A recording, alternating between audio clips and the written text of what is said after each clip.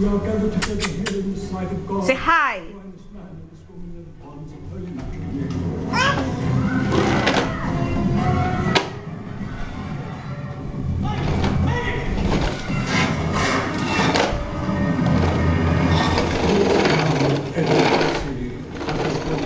My wedded wife. We live together after ordinance in the holy estate of marriage.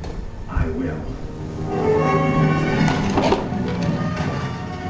And do you, Elizabeth Inshaw, make this man to be your lawful husband, but rather cherish him yet as you did in life?